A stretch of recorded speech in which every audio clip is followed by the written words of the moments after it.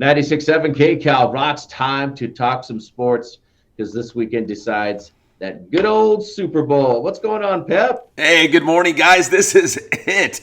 And we have got a fantastic matchup in the NFC. Two longtime bitter rivals going head to head. We see them battle each other twice during the regular season each and every year. But now with the stakes so high going to the Super Bowl, the 49ers going on the road to the Rams. And listen, guys, when we're talking about the Rams, and we've talked about this several times throughout the season, they're built to win now. This was the game plan, right? This was win right now. Let's stack the team with Von Miller and Eric Weddle and Jalen Ramsey and Matt Stafford and OBJ. Like, we're going to go out there, we're going to bring everybody in, and we're going to make a Super Bowl run now. So I think if they don't make it to the Super Bowl, it'll be a disappointment for the Rams. Like that's why they brought in all these superstars. They want to win it now.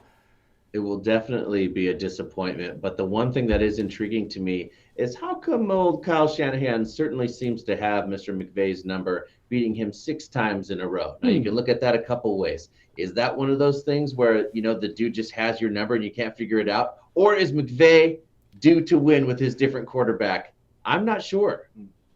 We're going to find out on Sunday, right? But that you bring up a great point. Sometimes another team or another coach might have somebody else's number, and the 49ers have done historically very well against the Rams. But this is not your typical Rams team. That's the wild card, right? That's the variable this year is Matt Stafford's in at quarterback, and all these other superstars on defense and offense. Like, it's not the same Rams team. So, that trend in history, is that going to hold up this Sunday? As a 49er fan, I want the Niners to win, obviously, but I don't know, man. This Rams team feels a little bit different.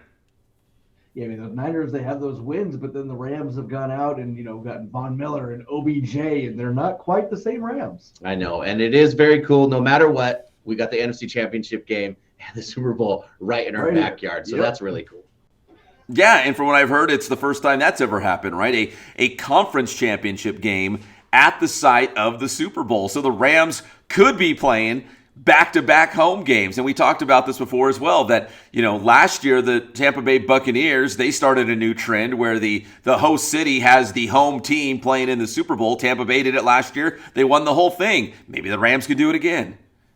Yeah, and one up them. Yeah, and one up them and do the NFC Championship game. So you definitely didn't do that. Yeah, that's, if the NFL can, get that, they would probably love it, right? For TV, TV ratings and, just conversation about the NFL. Like, hey, the LA SoFi Stadium hosted the NFC Championship game, hosted the Super Bowl. Rams won the Super Bowl. Like, it would be, the Cinderella season for the NFL, something to put their feather in a cap. Yes, in the number one market, essentially. Yeah. It can't get any better for marketing. I hope it happens. Then some, down the line, some team has to go from like wild card to Super Bowl all at home eventually trying to do that. Yeah. Yeah, okay, so, 40 with that said, my unpopular opinion, and don't at me on social media, is 49ers versus Bengals Super Bowl, right? Let's bring it on. That's what I want.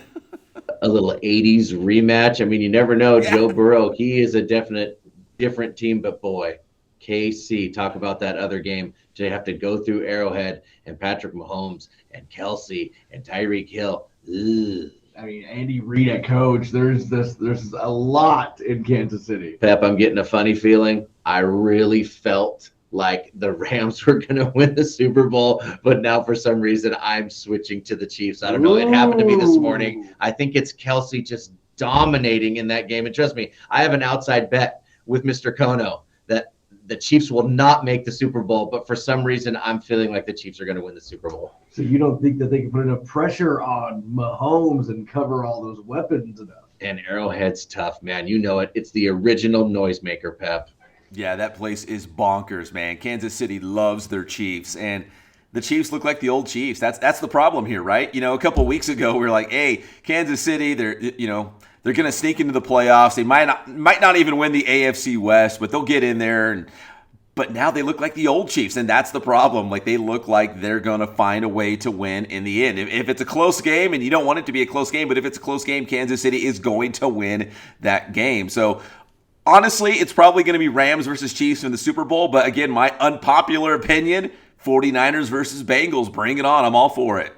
Okay, we remember that. That's good. I love it. Which one do you want to be your official prediction? Which one do you want to go down with?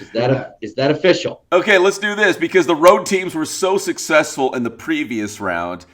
I will go against the grain. I will swim upstream. I will go against everything that my gut's telling me and go 49ers versus Bengals Super Bowl. Wow, look at that one. Patrick, what are you going with for your official prediction? I am doing Rams Chiefs. I'm going Rams Chiefs as well. Yeah, I think you guys are probably right, but 49ers Bengals, man, don't count them out. Hey, I think a lot of people would not like that Super Bowl matchup. I'd be down for it. Oh, yeah. I think it's exciting. I actually think any of these matchups, sorry, 49ers, would be good. Well, we'll find out. The conference championship games are on Sunday to punch their ticket to the Super Bowl. But, guys, we're talking about the Super Bowl. We're talking about the conference championship games. But the other big news that we're finding this week is all the different coaching moves across the NFL. In fact, there was some breaking news this morning. The Denver Broncos going with Packers offensive coordinator Nathaniel Hackett as their new head coach. The Broncos have their guy, and it's kind of interesting because they're bringing the Packers offensive coordinator, and there's a lot of conversation that Aaron Rodgers could be the guy to go to the Broncos and lead them back to playoff contention and making a Super Bowl run. So it's kind of interesting. The Broncos going with a Green Bay guy, the offensive coordinator. Denver is on fire right now because they know that that's Aaron Rodgers' right-hand man. And he was just on a radio show just yesterday saying how great this guy was and how he's been overlooked and he's long overdue as a coach. The next day he gets hired for the Broncos. So the Denver people are definitely feeling like Aaron Rodgers is headed for the Broncos. There's a lot of talk about what Aaron Rodgers is going to do. Like, is he going to retire? Is he going to leave teams? Is he going to stay in Green Bay? Nobody seems to know it. It's going to be like the biggest story of the offseason, other than maybe what is Tom Brady going to do? 40, do you think he stays or does he go? I think he plays. I don't think he retires. And I would like to see him go because I'd like to see him on a team where he can have some weapons added to him. Green Bay doesn't really do that a whole lot. No. But ultimately, I think he will stay in Green Bay. Pep, I'm drinking all the Kool-Aid. I think Aaron Rodgers is definitely in Denver. What do you think Aaron Rodgers does? I think Denver is probably the most likely destination, and I think he's going to bounce. I remember that Instagram post from Davante Adams before the season began. It said The Last Dance, and it had Rodgers and Adams. I feel like they already knew going into the season, this is it. Super Bowl or bust. If we win it all, great. If we don't, I'm still out of here anyways. And it sounds like Denver, I don't follow the Broncos super closely, but it sounds like they're built to win right now. The only thing they're missing is a quarterback to be a legit playoff and Super Bowl contender, and Aaron Rodgers would be that guy, especially now with their new head coaching hire. Wow, going out the way of Manning. Yeah, Peyton Manning. Manning solution. Yep, Peyton Manning route. Go to Denver, maybe win a championship. They know how to do it. Yeah. And guys, the other coaching news, Sean Payton stepping down in New Orleans, so the Saints will need a new head coach, and it looks like Byron Leftwich, former Jaguars great, he looks like he's going to be in line to be the new head coach of the Jags. Now, just a little side note on the Sean Payton thing. From what I'm hearing on a few reports is that Al Michaels is getting eyed up for Monday Night Football, and that Mike Tirico, Drew Brees, and maybe Sean Payton could be your Sunday Night Football crew. I'm not sure, with Collinsworth possibly being out of there, which will make some people happy. Bring in the whole Saints for that broadcast? Hey, they're good. They're a good team. They work well together. Yeah, they work well together. Bring them back, right? Head coach and quarterback in the broadcast booth together. I don't know. Is Sean Payton, I don't know if he's a good guy on TV. Is he real articulate and funny and entertaining and, charming and all those things you want to be, when you're broadcasting a game? I don't know, man. He seems like a, pretty serious guy. Maybe he's not. Yeah, he likes to run his mouth a little bit. It's weird how quickly they'll throw people into those booths when they know the slightest little thing will throw these teams off, and people will just be like, okay, they all suck together. Not that we need to go too far down the rabbit hole, but there's also a lot of people who believe that he's going to take a year break and then become the Cowboys head coach. Yeah, there's that talk too. That Mike McCarthy's already on the hot seat in Dallas. Sean Payton will go do a year broadcasting, come back and slide right into that spot because we're all assuming the Cowboys are going to underachieve next year, right? And that job will be open.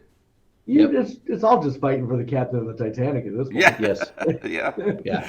Yep. And finally, guys, hey, Baseball Hall of Fame this week. Big Papi, David Ortiz, Red Sox legend, he's in. And Barry Bonds and your guy, Roger Clemens, out for the 10th straight year. So they are effectively out of the Hall of Fame. So basically, baseball has made the decision that they are going to try to pick and choose who did steroids and who did not do steroids. Right. And basically, people aren't going to make it if you're a jerk to the media, a la the MVP thing with Aaron Rodgers.